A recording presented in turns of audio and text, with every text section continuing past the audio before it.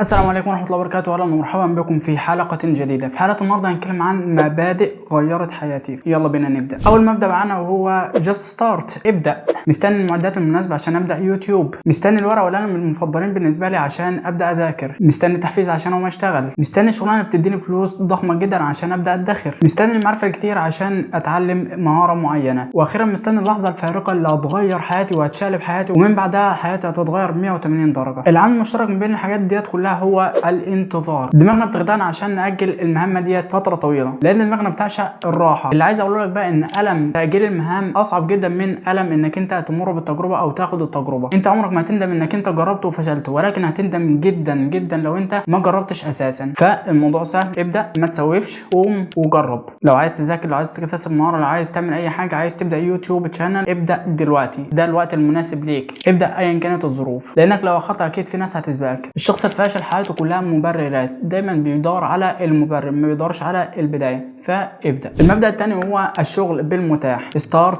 with what you have. كل ما طلباتنا بتزيد، وكل ما تاجيلنا للحاجه اللي احنا عايزين نشتغل عليها بيزيد، وبالتالي ما بنقومش نعمل حاجه او بنعملها متاخر عن ناس كتير. معاك تليفون وعايز تبدا يوتيوب تشانل، ابدا. معاك كاميرا موبايل وعايز تبدا تصوير، ابدا. معاك بي سي معفن جدا زي اللي عندي ده وعايز تبدا مونتاج، ابدا. عايز تتعلم لغه ومعكش فلوس عشان تشتري كورسات معينه، ومعاك الموبايل بتاعك وعندك يوتيوب، ابدا اتعلم على يوتيوب. ما تخليش المعدات المتواضعه اللي معاك توقفك عن انك انت تاخد اكشن او انك انت تبدا اي حاجه انت عايز تبدا فيها. على سبيل المثال، لو انت معاك اجمد كاميرا ومعاك اجمد عدسات ومعاك اجمد اضاءه ومعاك كل السبل اللي تخليك تبدا يوتيوب، ولكن انت عمرك ما اتكلمت قبل كده قدام كاميرا، عقبال ما تاخد على الكاميرا وتتكلم معاها كانك انت فعلا بتكلم ناس دلوقتي وعينك في عينهم مركز ولغه والبادي لانجوج بتاعتك كويسه والحاجات مهارات التحدث قدام كاميرا او البابليك سبيكينج، انك انت بتتكلم باريحيه وفعلا كلامك يوصل او رسالتك توصل بشكل صحيح، هتاخد وقت كتير. فلو انت بدات وانت معاك الموبايل اكيد كنت هتكتسب الحاجات ديت اللي هتاهلك بعد كده انك انت لما تيجي تصور بكاميرا بروفيشنال تكون فعلا قادر تستفيد بيها الاستفاده القصوى منها. فايا كان تواضع المعدات اللي معاك او الحاجه اللي معاك ابدا بيها. تليفونك بيحمل امكانيات جدا خرافيه ولكن انت مش مستفيد بيها. الموبايل بتاعي ده موبايل جدا رديء، سامسونج 12 كاميرته ضعيفه جدا، برضه ما فيهوش الامكانيات الخرافيه جدا في تصوير الفيديو او في اي حاجه، ولكن انا ببدا بيه. ما عنديش نوشن سيت اب، ببدا بجوجل كيب، بشتغل على جوجل كيب، بكتب عليه الافكار بتاعتي. فمش مهم الحاجه الجامده، واو، ابدا بالمتاح.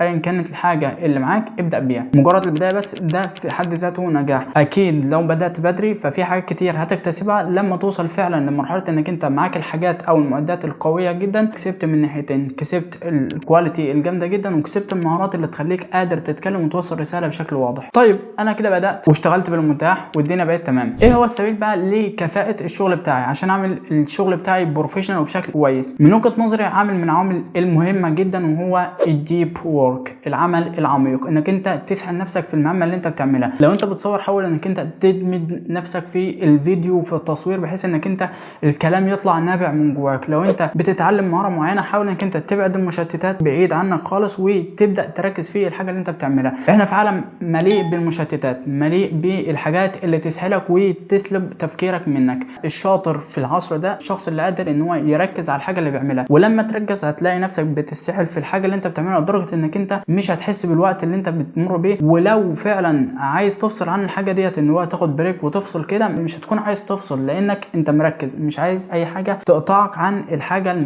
او المرحله اللي انت فيها. لو انت عايز تكتب بوست جدا جامد حاول انك انت تدمج نفسك في البوست اللي انت بتكتبه. سمه من سمات الناجحين هي التركيز. لو عايزين يوصلوا لهدف معين بيركزوا عليه لحد ما يوصلوا له. فعشان توصل انك انت تنجز شغلك بكفاءه عاليه وفي وقت اقل وبشكل احسن لازم تتعلم مهاره التركيز. المبدا الرابع معانا هو practice makes perfect. الممارسه بتؤدي الى المثاليه. بلاش نقول ان هي بتوصلك للمثاليه وخلينا نقول انها بتقربك من المثاليه، لان المثاليه مفيش حد بيوصل لها والكمال دايما لله وحده، فمفيش حد يعمل حاجه بشكل بيرفكت ولكن هتقرب منها. فازاي تقرب من المثاليه؟ انك انت تجرب، انك انت تمارس كتير. لو عايز تتعلم انجليزي، لو عايز تتعلم بابليك سبيكنج، لو عايز تتعلم اضاءه، لو عايز تتعلم تصوير، لو عايز تتعلم مونتاج، لو عايز تذاكر في وقت اسرع، لو عايز تبني عاده، لو عايز تنجح في اي تجربه انت بتمر بيها، السبيل كل ده كله هو انك انت تمارس، انك انت تعمل حاجه كذا مره، انك انت تمارسها بشكل متكرر وبصوره مستمره. موضوع الممارسه بيتخطى المهارات اللي انت عايز تكتسبها او العادات، بيوصل لمرحله التجارب، انك انت لما بتجرب حاجه بتفشل فيها معظم الناس بيتجهوا انهم خلاص يشوفوا تجربه تانية او ان هم خلاص بيبنوا قناعه ان هم ما يقدروش. ولكن تطبيقك لمبدا الممارسه لما تجرب حاجه فتفشل فتجربها تاني فتفشل فتجرب تاني، هتوصل انك انت طول مرحله الفشلات اللي انت بتمر بيها ديت بتوصل لمرحله انك انت بتعرف الاخطاء بتاعتك فبتطورها في المره اللي بعدها، وبالتالي بتقرب من المرحله بتاعت انك انت ما بتغلطش او الغلطات بتكون قليله خالص. كمان المبدا ده تقدر تطبقه في التودو ليست، الانضباط والالتزام. لو انت شخص مش ملتزم وعايز تتعلم الانضباط والالتزام هتقدر تعمله من خلال الممارسه، انك انت بتمارس انك انت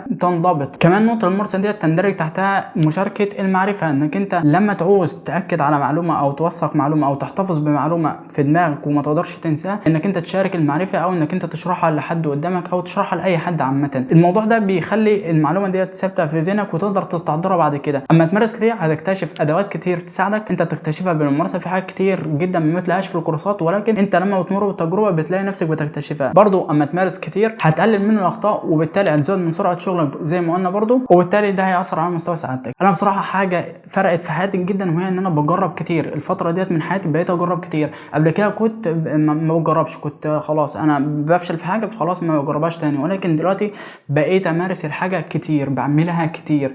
لو في حاجه واقفه قدامي بجربها مره تانية لعل ممكن انجح فيها. كتاب برضو بيتكلم عن الكونسيبت ده وهو الكتاب بتاع ايجي هوج اللي هو فورترس انجلش. المبدا الخامس معانا وهو سمول ثينجز او حاجات بسيطه او حاجات صغيره. مفيش تغيير سريع، مفيش حاجه بتحصل ما بين يوم وليله. النجاح بيحصل على مدار فتره طويله، ولو حصلت مره وحد نجح نجاح سريع فديت حاله استثنائيه. وليكن عايز اول ما تصحى تبدا انك انت تتوضا، تصلي، تقول اذكارك، تقرا وردك من القران، تشرب قهوتك وتقرا كتابك وتقوم تتكل على الله وتروح على شغلك. عمرك ما توصل لمرحله انك انت بتعمل الكذا حاجه ورا بعضهم بشكل كويس وبشكل منضبط غير لما تعمل حاجه واحده بس، بعد كده تبني عاده بعدها، بعد كده تبني عاده تانية بعدها، تحط الحاجات ديت مع بعضها تديك حاجه كبيره. فمعظم الناجحين الجامدين التنين اللي انت شايفهم واللي انت شايف حياتهم جامده جدا وبيلتزموا عادات جدا كويس، عمرهم ما عملوا الحاجات ديت كلها مع بعضها، ولكن بداوا بحاجه واحده جنب حاجه واحده جنب حاجه تانية جنب حاجه تانية جنب حاجه تانية، جمع حاجات كتير فبقوا الشخص الضخم او الشخص الكويس اللي انت شايفه ده. وافتكر ان سيلف ديسيبلين از ذا كي، كونسيستنسي از ذا كي. الاستمراريه والمثابره هي المفتاح لاي حاجه حرفيا. لو بدات وفشلت في مره من المرات ما تستسلمش لاي حاجه، ابدا انك انت تجرب تاني. المبدا السادس معانا وهو نجاح اي شخص مننا متوقف على تعامله مع فتره الملل. اي حد مننا لما يبدا حاجه معينه بعد فتره معينه بيوصل لمرحله الملل. في ناس مننا بتتبع مبدا الفصلان ان هم بيفصلوا يومين ثلاثه عن الحاجه ديت عشان بحيث ان هم يرجعوا بشغف، وفي ناس ممكن تكمل وتعمل ولا حاجه بسيطه ولو حتى بكواليتي وحشه او بكواليتي قليله 20% 10% ايا كان الكواليتي ايا كان هتعمل ايه، بس في نهايه المطاف لازم ما توقفش الحاجه اللي انت عملتها. وافتكر ان نجاحك متوقف على تعاملك مع فتره الملل، لان فتره الملل بتصيب اي حد. ممكن برضه تبص لنقطه التعامل مع الملل ديت من ناحيه ثانيه خالص. الشاطر مش اللي هو لما يكون عنده طاقه وشغال ومليان حماس وطاقه وهكذا يبدا ان هو يشتغل، اللي تقدر تقول عليه الناجح الشخص اللي هو يقدر يزق نفسه وقت الانتاخ او الملل والتسويف. الشخص ده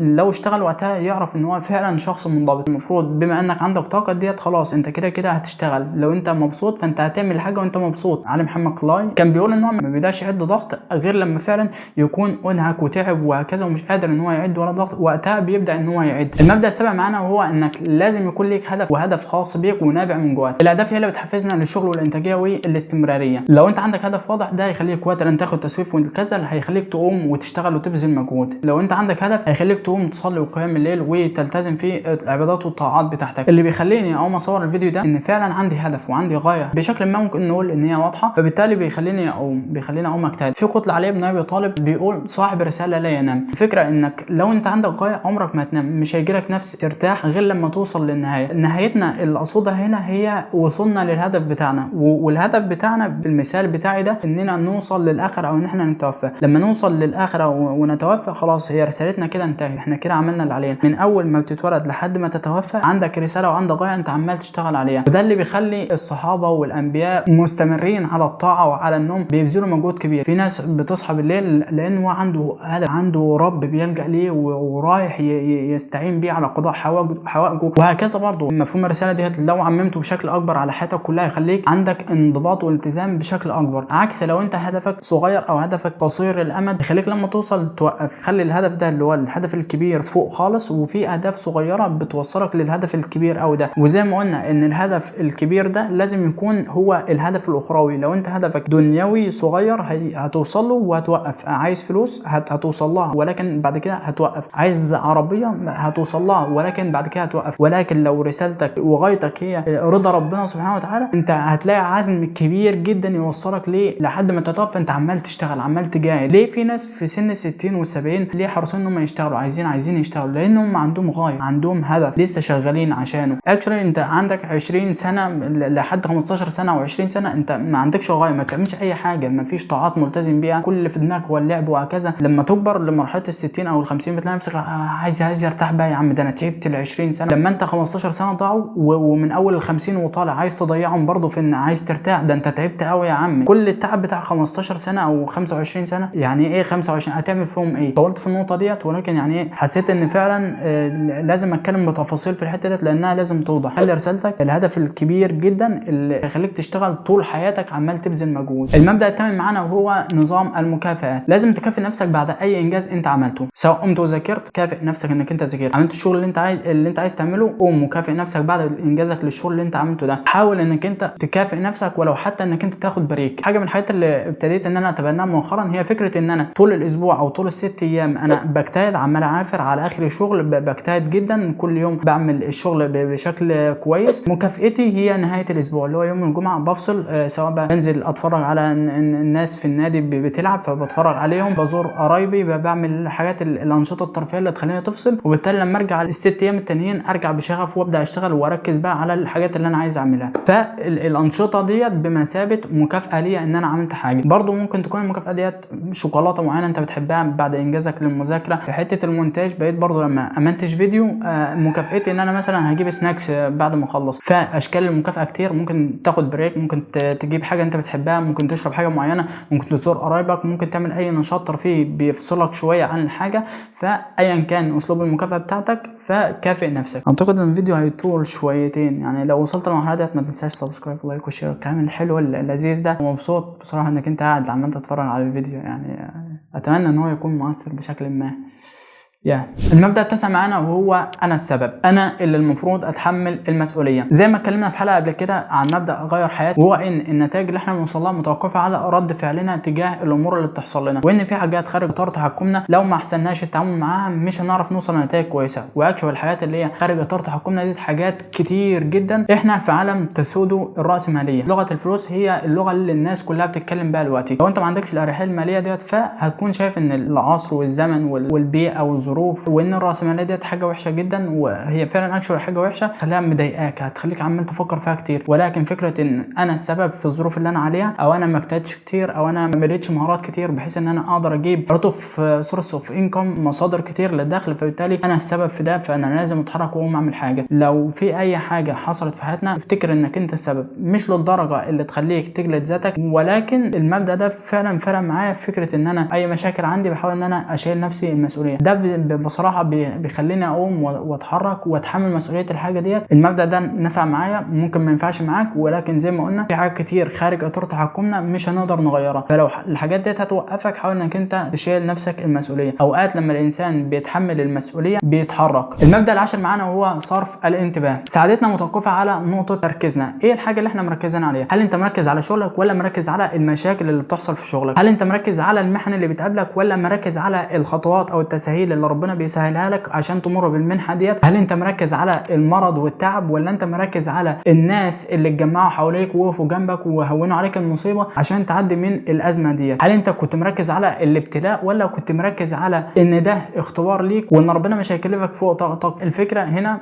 في المبدا ده انك انت تصرف انتباهك عن اي حاجه بتشتتك. ولكن على سبيل المثال لو انت بتقرا وجات لك فكره انك انت مثلا تعمل عاده مش كويسه، وقتها ايه تصرفك؟ هل بتصرف نفسك عن الفكره دي وتبدا تركز، ولا فعلا بتستسلم للحاجه ديت وتروح تعملها. لو انت شغال افتكرت حد فقدته، افتكرت تجربه سيئه انت مريت بيها زمان، اصرف انتباهك تجاه الحاجه ديت وابدا ركز على الحاجه اللي انت بتعملها. اصرف انتباهك عن المشاكل اللي خارج اطار تحكمك وركز على الحاجه اللي انت تقدر تتحكم فيها. المبدا الاخير معانا هو الكيوز. عشان نبني اي عاده في حياتنا محتاجين محفز، تريجر، حاجه تحفزنا ان احنا نقوم نعمل الحاجه ديت. نجاحك متوقف على فكره الكيوز اللي حواليك، متوقف على البيئه اللي حواليك. هل البيئه اللي قدامك بتديك كيوز تحركك تعمل حاجات كويسه ولا بتديك كيوز تحركك انك انت تعمل حاجه وحشه؟ عاده القراءه مرتبطه بمكان معين انت بتمارس فيه القراءه، اول ما تشوف المكان ده بتقوم تقرا. العاده السيئه او عاده الاستمناء مرتبطه برضو بمكان معين انت بتمارس فيه الحاجه ديت. التصوير مرتبط بمكان معين عندك زي المكان ده مرتبط بالتصوير، فانت اول ما تشوف المكان ده بيحفزك انك انت تقوم تصور. ففكره الكيوز هي انك انت تخلي البيئه اللي حواليك بتساعدك على انك تقوم تشتغل وتنجز. في فتره من الفترات ما كنتش عارف امنتج، ما فيش حاجه بتحفزني ان انا اقوم اشتغل. اكتشفت بعدها ان انا مش بمنتج لان البي سي كان بيكون متغطي ما بشوفوش اصلا. مؤخرا ابتديت ان انا اخلي الكمبيوتر او البي سي مكشوف، اول ما بصحى بشوف صوره البي سي قدامي فبفتكر ان في حاجه عايزه تتمنتج فبقوم امنتج. الموضوع بسيط جدا يعني. برضو من الحاجات اللي اتبنتها مؤخرا ان انا لما باجي بصحى خليت الفرشه بتاعه الاسنان قدامي كده بحيث ان انا الحاجه ديت اول ما اشوفها تكون حافز ليا ان انا افتكر ايوه ان انا عايز اغسل سناني. النقطه ديت بصراحه فرقت معايا جدا جدا جدا، ويمكن انا فعلا كنت بغسل سناني عشان انا شايف الفرشه قدامي، فلو ما شفتهاش ما كنتش بفتكر ان انا عايز اغسل سناني اصلا. برضو النقطه تندرج تحت الكيوز ديت هي فكره ان ترتيب البيئه اللي حواليا او نظافه المكان اللي حواليا بيمثل نسبه كبيره جدا جدا من ان انا اقوم اشتغل. يعني الايام اللي كانت الاوضه بتبقى فيها مكركبه مش منظمه مش مرتبه اكتشفت ان انا ما بشتغلش وقتها، ولكن لما بلاقي كل حاجه منظمه ومرتبه وكل حاجه في مكانها كده ده بيزقني ان انا اقوم اشتغل، عكس لو انا الاقي البيئه مش مترتبه فبكمل نوم. ده كل اللي عندي للفيديو، اتمنى الفيديو يكون عجبكم. ما تنساش تعمل سبسكرايب ولايك وشير وشارك معانا المبادئ اللي فرقت معاك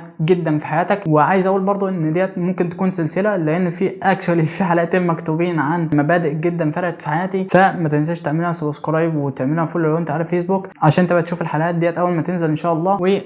واتمنى لكم يوم سعيد ونشوفكم في الحلقه الجايه. سلام.